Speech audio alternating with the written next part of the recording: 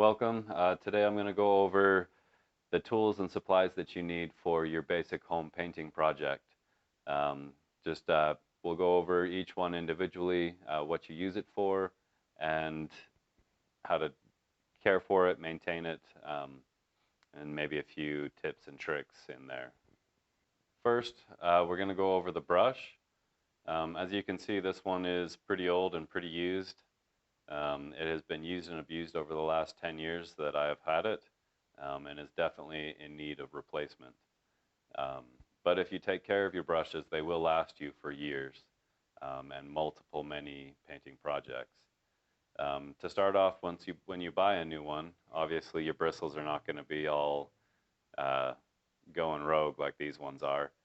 And what you'll find is that after many uses, and if you don't take care of it, after only maybe just a few uses, you'll get paint up in this ferrule, and that will solidify and it will create kind of a bubble here at the end. How these bristles are kind of pushing up. That's dried paint that is just kind of built up over the years, and that is what causes your bristles to spread apart. You'll also, as you can see, there's some bristles that are just bent. They no longer go with the rest of them. I've got broken bristles here. So this brush has been used and abused. But what you'll want to do when you have a new brush and it's all nice and clean and smooth is before you use it, you're going to want to get the bristles wet. Not soaking wet, but just a little moist basically, so that some water can seep up into the ferrule, and that will keep the paint while you're doing your project from going in there as well.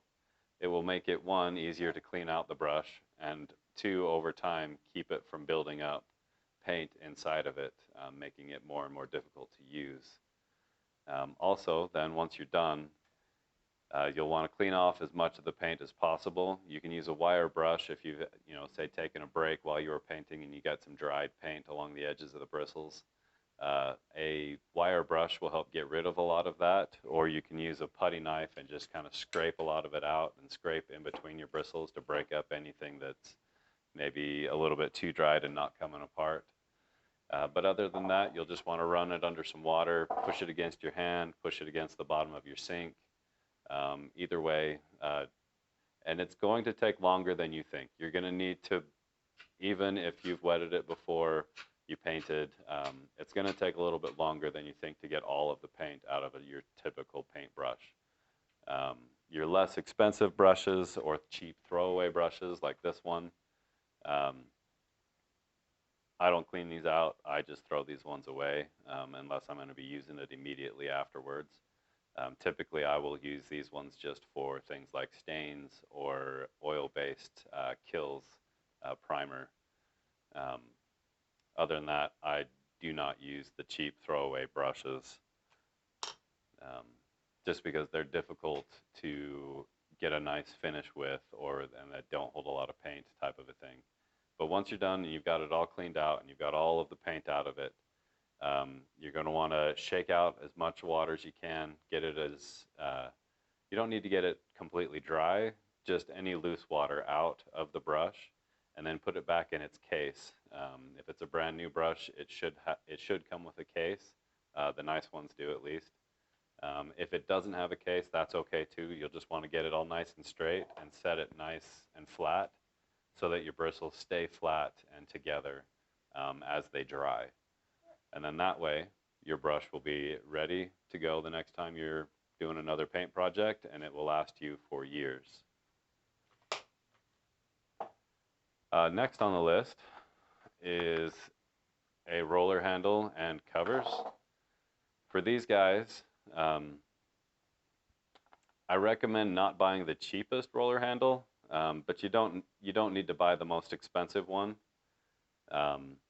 Typically, the most expensive ones are going to have all the same issues that your middle of the road, $5 ones are going to have.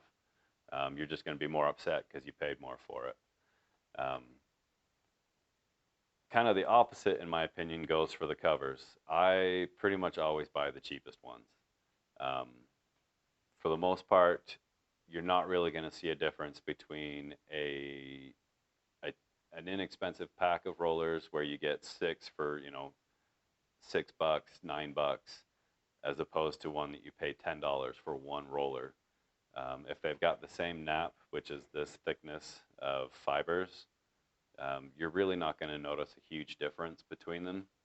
The one thing that you will notice on the less expensive and cheaper ones is that you'll have more of the loose fibers coming off of it.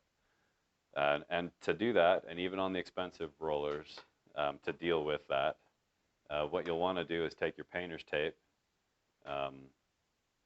not your expensive painter's tape, most likely, but just a cheap roll of your typical yellow painter's tape, and you're going to want to roll it around your roller. I'm not going to do this whole thing. This is a brand new roller, never used it before. And yeah, so once you've rolled some tape on there, you just go ahead and pull it off. And as you can see, there's a whole bunch of loose fibers all over this tape now. And it's better to put them on the tape than put them in your paint and on your wall. If they get into your paint and on your wall, they'll create what we call boogers. And those are annoying. They'll screw up your finish on your wall. They'll fling off of the roller and land on something you're not trying to paint. So it's best to tape your roller cover before you use it to get rid of any of those loose fibers. Next on it is going to be an extension handle. I unfortunately cannot find mine. It's been misplaced. You can get those inexpensive ones for like $5, all the way to your really expensive ones that extend. It doesn't really matter, in my opinion, which kind you get, as long as it's strong, obviously, because you're not going to want it to break, especially the longer ones. But yeah, they will make it much easier to do large walls like this wall behind me. You'll be able to get floor to ceiling without having to move around a lot or crouch down or reach. And that will help, one, get your painting project done faster, and two, it's a little easier on your body. You're not going to have a sore back at the end of the day. Your arms and shoulders might be a little sore, but that's the price you pay for painting a room, right? Next on the list is your paint trays. As you can see, this one has been used a couple of times. This one has had primer and then also this purple paint on it. If you clean them out really well, let them dry for a while, you can reuse these quite a few times, over 5 times if you really need to. You'll just want to make sure that you don't leave a lot of heavy buildup on it. What you'll find with that when you put new paint in is that heavy buildup will soften and then peel up, and you'll get boogers in your paint.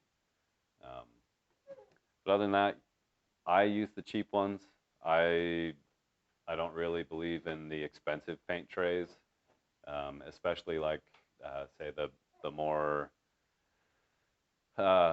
fancy ones, I guess you'd call them, that don't come with inserts that you can just pull out and replace. The paint just builds up over time. If you don't clean it out perfectly every time, it just becomes more and more of an issue.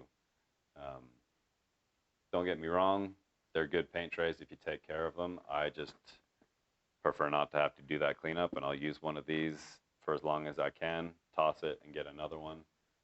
I use the ones that are made of 100% recycled material, just so I feel like I'm doing a little bit better for the environment on my paint projects. All right, so next on the list is going to be your drop cloths. So they can range anywhere from really cheap, thin plastic. You can see this is kind of a tear off from another piece that I've just saved in case I need to use it again. This, I believe, is like 2 mil thick. It's pretty inexpensive.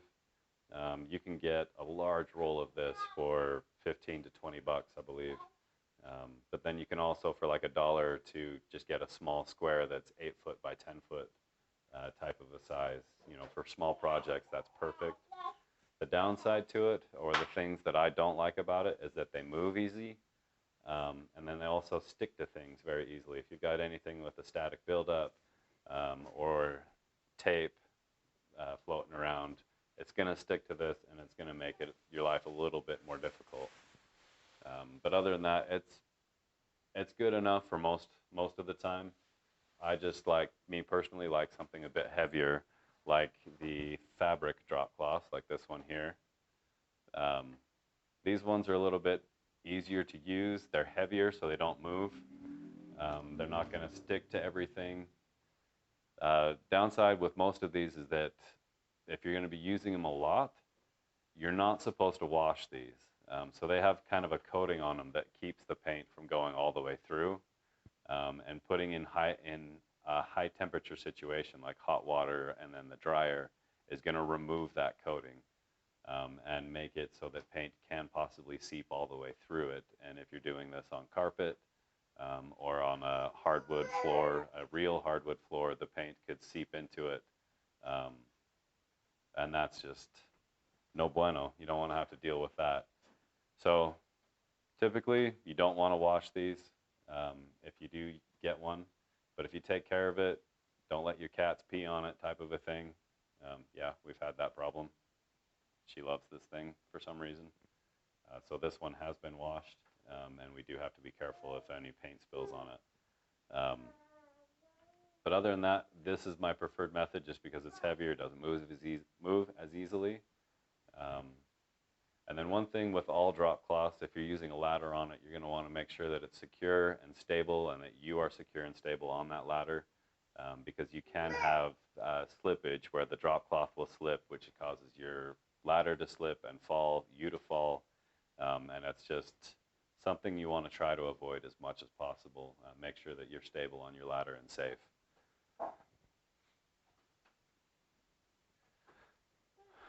Next is tape. So there's all kinds of painter's tape. Everything from this, which is pretty inexpensive. This is just a 2-inch wide, typical Scotch 3M contractor grade is what they call it. So this will be your least expensive painter's tape. I'm pretty okay with using this. The downside with your least expensive is that you're not going to want to leave it on any surface for very long, especially if that surface gets direct sunlight. Because what you'll find is it will leave a residue behind, or it just won't come off. You'll have to scrape it or use cleaner to get it off. But then you can go all the way up to the really expensive tapes, like frog tape, which has kind of a coating on the inside of its adhesive to keep paint from being able to be sucked underneath the tape. In a future video, I'll go over on how to tape nice straight lines. And how to make sure that your edges are nice and pressed down so that to try to minimize that possibility of paint getting underneath and ruining your lines. If you're doing something on, say, a flat, hard surface, like a wall that you want to do a pattern of paint on or something like that, you'll definitely want to use the more expensive, like blue painter's tape or the frog tape to get those nice, clean, straight lines. So next on the list is patching. So here I've got some fiber tape, which I typically use on larger holes. I've done a lot of work on our house. We've moved receptacles. I've moved low voltage outlets for like my internet or whatever. So I've used these to cover up those holes, and then you can use a patching compound over it, sand it, and get it back to looking like there was never a hole there in the first place. Also, there's lots of different kinds of patching compounds from this one, which is called Fast and Final. It's just a lightweight spackling. This one is pretty nice. I've used it quite a bit on a lot of the smaller holes in walls, like small pinholes from hanging pictures to kids throwing pencils into the walls. This will take care of that. If you get into the bigger stuff, like you're patching a large hole, you're probably going to want to use something a little bit stronger, an actual, like, say, vinyl spackling to do your initial patch. But we'll go more into that in a later video, possibly if there's enough interest. And then also sandpaper or sanding sponge in this case. Depending on how much sanding you have to do, I like to use the sanding sponges if I've just done a bunch of little patches. Like say if we took all of these down and I wanted to patch all of the little holes from the nails and things that are holding each one of these up, I would probably just use my fast, lightweight spackling, let it dry. You'll want to build it up just a little bit or leave a little bit extra on it because pretty much all of them do shrink as they cure. So you'll want to leave it a little bit high so that you don't end up with a divot and have to go back again. But then you come back over it with this real quick. Another thing I like to do is take like a piece of this or like a plastic shopping bag and tape it underneath, especially when I'm just doing small projects, like if I was doing this.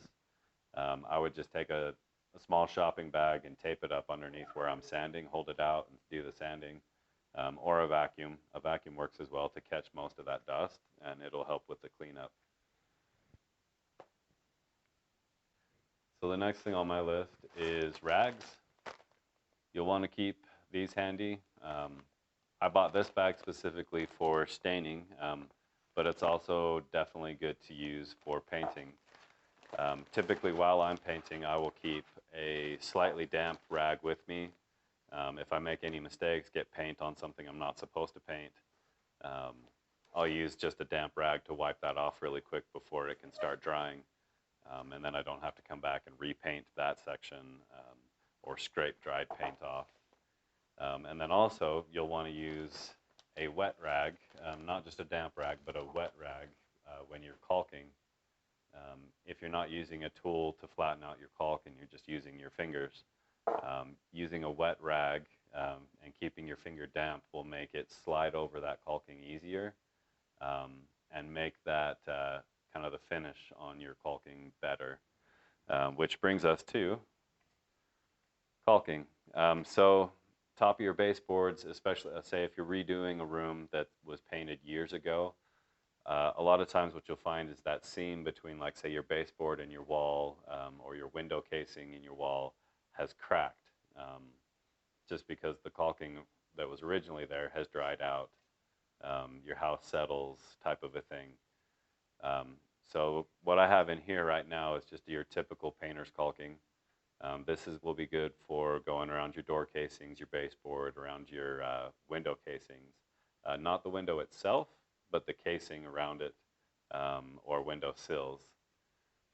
And then also your caulk gun. So with this cheaper painter's caulk, there won't be a seal at the top of this tube before it gets into the nozzle.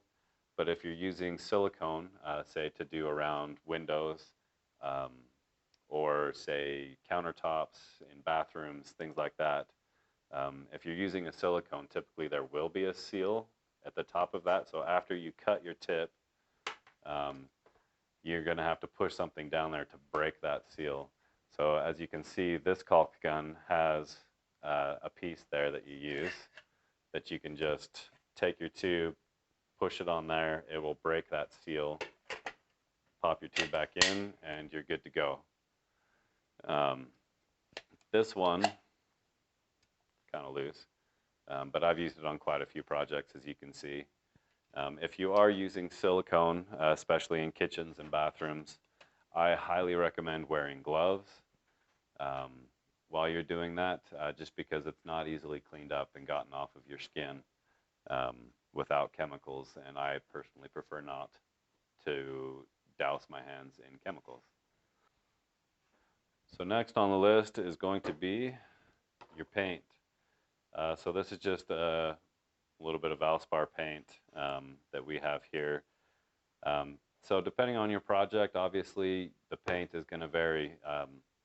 If you're doing interior painting, exterior painting, that's going to change what paints you can choose from.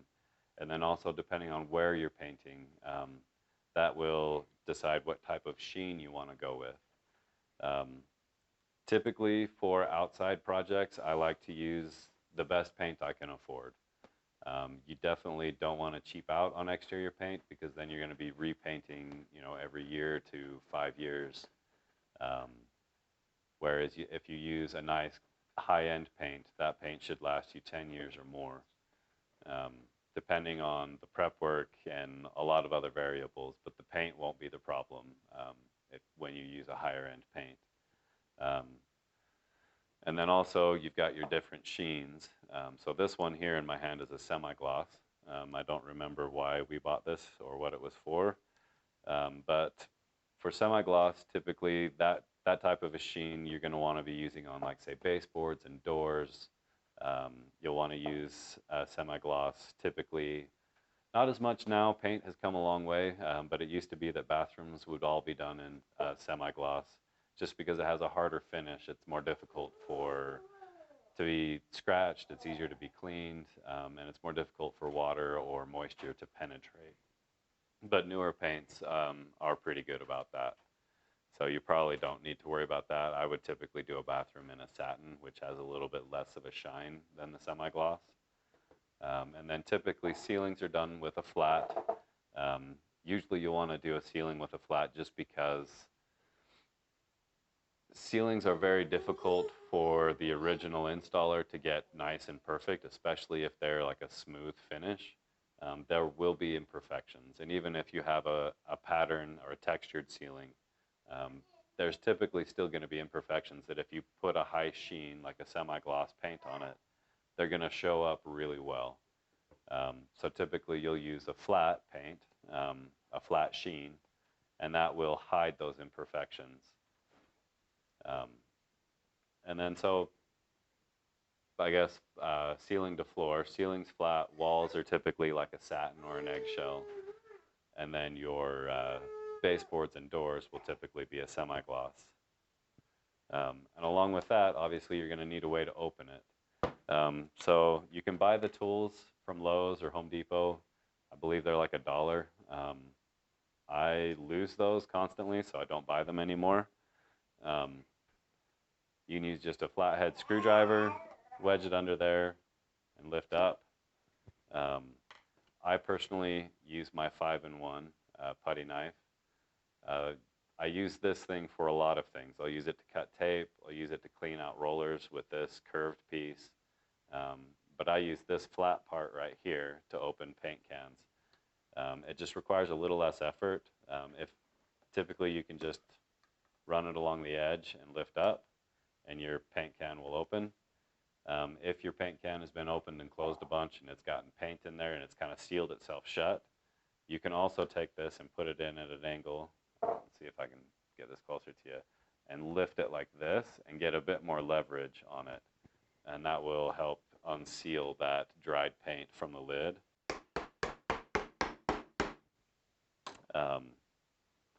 And that, I guess, it brings me to another thing. You'll want to make sure that this rim around your paint can stays clean. Typically, if you're, say, cutting out a room and using the paint can, that rim is going to fill with paint. When you're done, you're going to want to get as much of that paint out and back into the can, or thrown away if it started to dry, because it will either glue your lid to the can, or keep your lid from being able to seal and close, and then your paint is just going to continuously cure in its can and not last as long. All right, so that will do it for this video. Stay tuned for a later video when I actually do some painting. We'll go over some of the techniques for, like, say, painting a straight line without tape. I personally prefer not to use tape if I don't absolutely have to.